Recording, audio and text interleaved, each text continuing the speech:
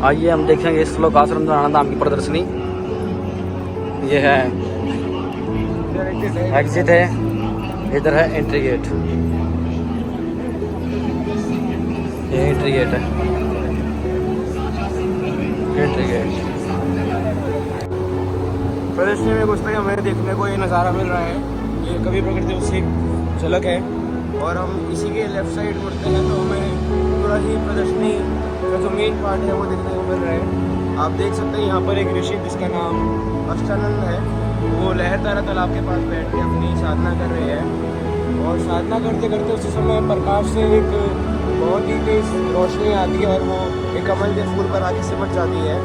और जो अष्टानंद जी है उनको कुछ लगता है कि ऐसे बालक जैसा है। फिर अष्टानंद जी चले जाते हैं और कुछ देर में नीरू नीमा नाम के दो पति पत्नी आते हैं और वो देखते हैं उनमें जो पत्नी है उसकी नीरू की नीमा, वो देखती है कि वहाँ पर एक बालक रूप में बच्चा है। तो वो अपने पति से इशारा करके कहती है। उसका पति जो है वो बच्चा उठा के अपनी पत्नी नीमा को सौंपता है और वो उस बच्चे को छोड़ती है। फिर जैसा कि हमने आपको बताया था कि ऋषि अष्टानंद वहाँ से फिर चला जाता है वो रूप देख के, तो वो अपने गुरु राम देवानंद जी के पास जाता है, रामानंद जी के पास जाता है और उनसे जाके पूछता है कि मैंने आज एक बालक की स्वरूप सा देखा है, कोई मेरी उपलब्धि थी या फिर क्या था। वहीं नीरू नीमा बच्चे को लेकर अपने गांव आ जाते हैं और सभी गांववासी उनको देखकर हैरान होते हैं कि वाह इतना सुंदर बच्चा उनको कहाँ से मिला। वो उस बच्चे की सुंदरता देख के ही घायल हो जाते हैं। उसके बाद हम देख सकते हैं कि यहाँ पर जो मुसलमान जाति से थे नीरू नीमा, तो मुसलमान जाति से कबीर परमेश्वर जी का बालक रूप में नामकरण करने के लिए कुछ मौलवी आ जाते हैं। वो उनका नाम करते हैं तो कबीर ही उनको नाम मिलता है।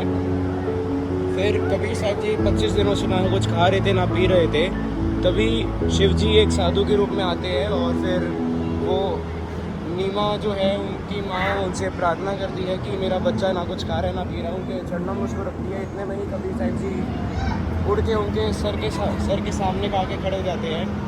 फिर शिव जी जो है अपने हाथ आगे करते हैं तो कबीर परमेश्वर उनके हाथ में आ जाते हैं और बोलते हैं, कबीर परमेश्वर जी शिव जी को बताते हैं कि मैं कुंवारी गाय का दूध पीऊँगा।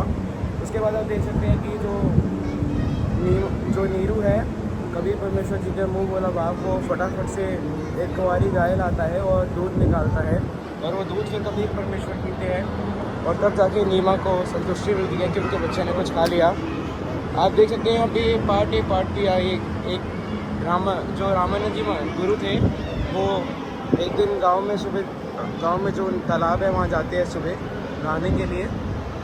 तभी उनका पैर से बच्चा टकराता है और वही दृश्य यहाँ पर दर्शाया गया है। अगला जो ये देख रहे हैं दृश्य, इसमें जो 5 वर्षीय बालक है, बालक के रूप में जो कबीर परमेश्वर जी है, वो रामानंद जी के शिष्य ऋषि विवेकानंद जी के साथ ज्ञान गोष्ठी कर रहे हैं। उसके बाद ज्ञान गोष्ठी के बाद कुछ बात थोड़ा बुरा मान जाते हैं अपने, और वो अपने गुरु रामानंद जी को बताते हैं। तो रामानंद जी उनको बुलाते हैं कि कबीर जी को लेकर आओ मेरे सामने।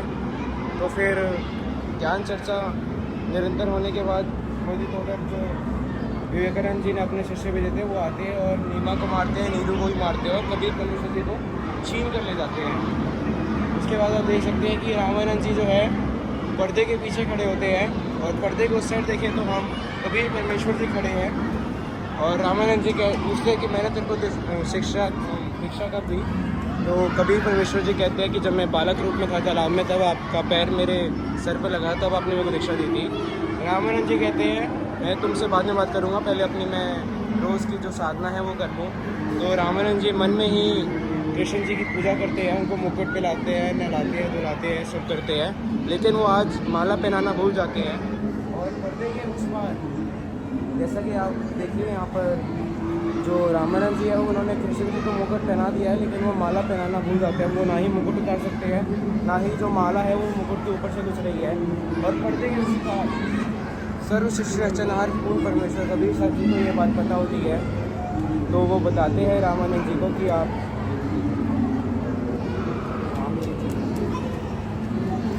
बताते हैं रामानंद जी को कि आप जो माला डालना भूल गए हो, आप उसकी गांठ खोल लो और फिर उनके गले में डाल लो। तो तो रामानंद जी जो है एकदम हैरान हो जाते हैं कि पर्दा लगा हुआ है फिर भी, और ये साधना मैं अपने मन में कर रहा हूँ तो इस बालक को कैसे पता। वो समझ जाते हैं कि ये पूर्ण परमेश्वर है। वो फटाफट से पर्दा हटाते हैं और उनसे लिपट जाते हैं, उनको गले लगा लेते हैं। फिर वो पूछते हैं मैंने तुम्हें दीक्षा कब दी, तो कबीर परमेश्वर जी पास में ही एक चारपाई पड़ी होती है, उस पर वो छोटा सा बालक रूप बनवाते हैं, अपने चमत्कार से बालक रूप बन जाता है। और फिर वो दिखाते हैं कि रामानंद जी को कि यही वो बालक था जिसको आपने दीक्षा दी थी। फिर वो बालक रूप उठ के कबीर परमेश्वर जी में विलीन हो जाता है। और इसी के बाद कबीर परमेश्वर जी सारी उनकी शंकाएं दूर करते हैं, उनको दिखाते हैं कि जब मेरे सर में आपका पैर लगा था आपने मेरे को बोला था बेटा राम राम बोल, और आपने मेरे को ये माला दी थी, माला दिखा रही है इस दृश्य में उनको। फिर रामानंद जी को वो सतलोक लेकर जाते हैं। आप देख सकते हैं कि कबीर परमेश्वर जो बालक रूप में है वो चौवर कर रहे हैं, और पूर्ण परमेश्वर कबीर साहब जी अपने सिंहासन पर विराजमान है। यहाँ पर वो डबल रोल प्ले कर रहे हैं। और रामानंद जी इसको देखकर सोचते हैं कि जो मेन परमात्मा है वो तो जो तखत पर विराजमान है वही है। कभी उसी क्षण क्या होता है कि जो तखत पर विराजमान परमात्मा थे वो वहाँ से उठ जाते हैं और बालक रूप वाले परमेश्वर बैठ जाते हैं, और वो चवर करने लगते हैं सिंहासन पर जो पहले बैठे हुए थे परमेश्वर। रामानंद जी को कुछ समझ नहीं आता, इतने में चवर करते करते जो बड़े वाला रूप था कबीर परमेश्वर जी का वो छोटे वाले बालक रूप में ही विलीन हो जाता है। तो रामानंद जी समझ जाते हैं कि यही सब कुछ है, यही पूर्ण परमात्मा है। तो वापस वो इस पृथ्वी लोक में आते हैं और वो हैरान हो जाते हैं कि ये बालक कैसे यहाँ पर आया है। अब देख सकते हैं हमें प्रदर्शनी का बाकी एरिया है। यहाँ पर कबीर परमेश्वर जी की कुछ लीलाएं हैं, कैसे उनको हाथी से मरवाने की कोशिश करी गई। अगला फ्लेक्स देखे तो इसमें बताया कि कैसे उनको गरम गरम तेल में जला के मारने की कोशिश करी गई, लेकिन उनका एक बाल भी बाका नहीं हुआ। और उसी के बाद ये सबसे बड़ी लीला थी, आखिरी कोशिश थी जो शेख की था एक मुसलमान पीर, उसकी कोशिश थी वो कबीर परमेश्वर जी को नष्ट कर दे पूरी तरीके से।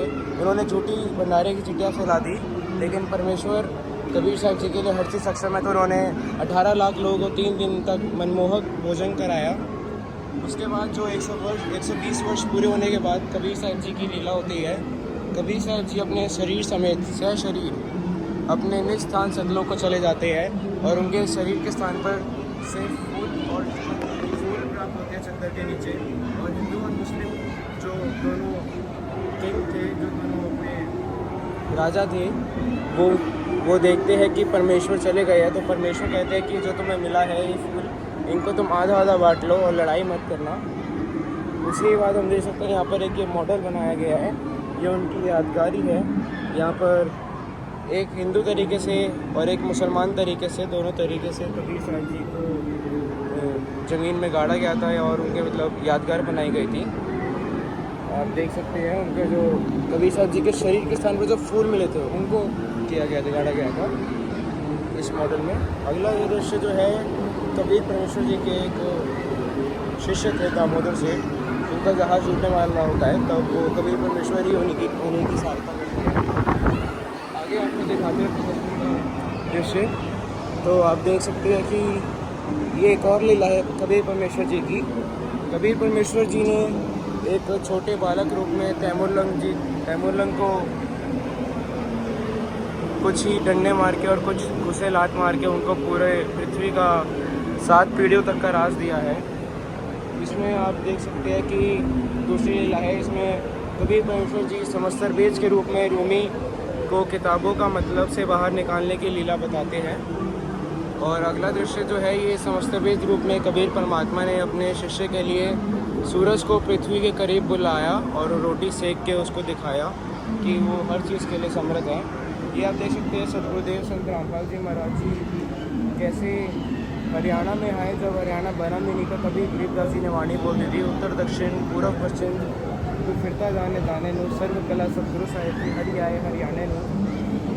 ये आप देख सकते हैं गरीबदास जी को कैसे बालक रूप में मिले कबीर परमेश्वर, और नानक देव जी को भी कैसे कबीर परमेश्वर जी मिले और उनके गुरु बने। अब आप देखिए यहाँ पर हम प्रदर्शनी में आगे बढ़ते जा रहे हैं। यहाँ पर सभी लीलाएँ हैं, मीराबाई की लीला है, मलूकदास जी की, नानक देव जी ने अपनी वाणियाँ बोल रखी है, कुरान शरीफ में प्रमाण जो है सभी प्रमाण आपको देखने को मिल रहे हैं यहाँ पर। हर एक लीला यहाँ पर अच्छे से दर्शाई गई है और जो भी प्रमाण है वो सभी यहाँ पर ग्रंथ रखे गए हैं। आप इन ग्रंथों में अच्छे से प्रमाण जो है उनको खोल कर देख सकते हैं। अभी ये ढक रखे हैं ग्रंथ ताकि इन पर मिट्टी ना आए। आप देख सकते हैं अच्छे से यहाँ पर ये सभी ग्रंथ रखे गए हैं, हर एक शास्त्र के हर एक चीज़ के ग्रंथ रखे गए हैं। और ये एक बहुत ही जो है सुंदर ये बना रखा है कबीर परमेश्वर जी की लीला को दर्शाते हुए, कैसे वो शिशु रूप में कबीर परमेश्वर जी आए थे। और साथ ही में एक स्टैंड रखा है जिस पर संत रामपाल जी महाराज जी द्वारा लिखित पुस्तकें ज्ञान गंगा, जीने की राह, हिंदू साहिबान और मुक्ति बोध जैसी पुस्तकें रखी गई है। और इस पूरी प्रदर्शनी में सिस्टम से बना रहा है किसी को गर्मी ज़्यादा ना लगे तो कूलर भी आप देख सकते हैं, जगह जगह में कूलर की व्यवस्था है। आइए हम आगे चलते हैं प्रदर्शनी में। आप देख सकते हैं बहुत ही बड़ी प्रदर्शनी है। हमें काफ़ी देर हो गई लेकिन हमें प्रदर्शनी ही कवर नहीं है क्योंकि ये इतनी बड़ी प्रदर्शनी है। ये जो है संत रामपाल जी महाराज जी द्वारा किए गए कुछ समाज सुधार के कार्य हैं, जैसे कि दहेज मुक्त शादियाँ करना, रक्तदान, देहदान या फिर वृक्षारोपण करना, नशा मुक्त समाज बनाना, जेलों में सत्संग करना, बाढ़ पीड़ितों की मदद करना। और आगे हम देखते हैं कि संत रामपाल जी महाराज जी के जो मुख्य उद्देश्य हैं वो यहाँ पर लिखे गए हैं, कैसे वो इस पूरे संसार को सद्भक्ति देकर मोक्ष दिलाने के लिए आए हुए हैं। और आप देखिए यहाँ पर ये फीडबैक के लिए टेबल लगाया है, यहाँ पर सभी लोग अपना फीडबैक देते हैं और सब चीज़ें बताते हैं। ये मैगज़ीन टाइप स्टैंड बना हुआ है यहाँ पर, आप देख सकते हैं। ये हिंदू धर्म महान, ये एक मैगज़ीन टाइप रखी हुई है, छोटी सी बुकलेट है ये। और नीचे बड़ी बुक्स है जो संत रामपाल जी महाराज जी द्वारा लिखी गई है। ये पूरा ही नज़ारा आपको दृश्य दिखाया हमने। और सतलोक आश्रम नैना धाम की प्रदर्शनी आपको दिखाई गई है। और हमारी चैनल को आप देखते रहिए, सब्सक्राइब जरूर करिए और इस वीडियो को लाइक शेयर करिए ज़्यादा से ज़्यादा। धन्यवाद।